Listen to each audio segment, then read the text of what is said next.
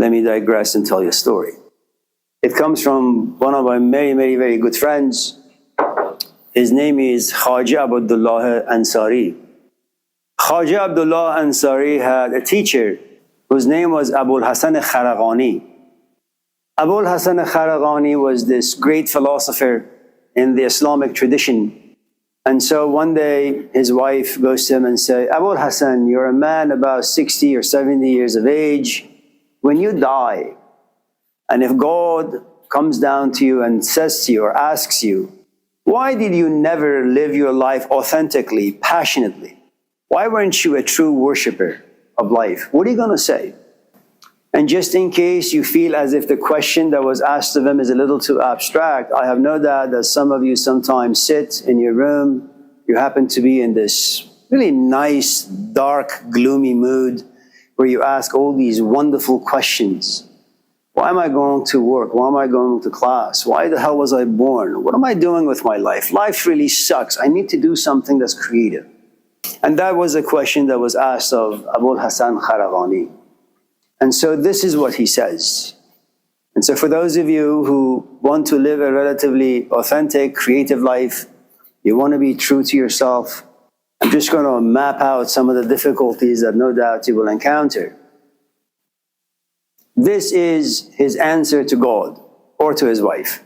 When I was conceived, he says, for about 9 months, I lived in the darkness of this womb. I couldn't see anything. And while in the womb of my mom, he said, I prayed, when am I going to come out so I can see some light? I want to be enlightened. I want to move. I want to walk. I want to do things. And after 9 months, I come out. I say, thank God, now I have freedom. I can do whatever. But then they wrap me up really tightly in this towel. You know, they spanked my butt. They wrapped me. And there, I thought I was free, but I was held bondage. I was in the cradle of this tight outfit. I tried to become free, but it was impossible. So while I was wrapped up, I prayed, when is this stage going to be over so I can once again taste freedom? And so this towel was unwrapped from me, and I realized that I want to sit up, but I couldn't. Now I was held hostage by the limitations of my body. I desired to sit up, to move around, but I couldn't. I was far too young. Eventually I was able to sit up and stand and run. I said, yes, now I can do whatever, go wherever. But I realized my parents begin to discipline me. You can touch this, but don't touch that. You can go here, but you can't go there. And anytime I made a mistake, I got a spank, I got a slap. I was disciplined. Just as I thought I was free, I was once again held hostage by my parents' do's and don'ts. And one day they tell me, it's time for you to go to school. I said, great. I'm no longer going to see my parents for like 5, 6, 7, 9, 10 hours a day. There is my freedom. But then I found myself in the 4 squares of the classroom, and a teacher with a ruler. And every time I didn't listen, he would smack me. And then I would come home with all this busy work. I couldn't think, I couldn't play soccer or tennis or video games or watch TV, nothing. I was held hostage. And then I graduated from high school, you see, and then I said, yes, now I have power to go out there and make my life. But then I realized all of a sudden, something from the inside is creating desires I've never had. Sex. Everything that moves, I want to jump on. I don't know where it came from. I don't know how it came about. But all of a sudden, I have these desires I've never had. People come to me and say, respect me as a woman, as a man. And I say, I want to, but my hormones won't allow it. But you see, this is the 11th century, immensely religious. And having sex before marriage is a sin against God, against your parents, against your own conscience. So you go to your mom and your dad and you say, what the hell am I supposed to do with the eruption of this desire? And they say the solution is marriage. I said, okay, great. When I get married, then freedom will be given to me.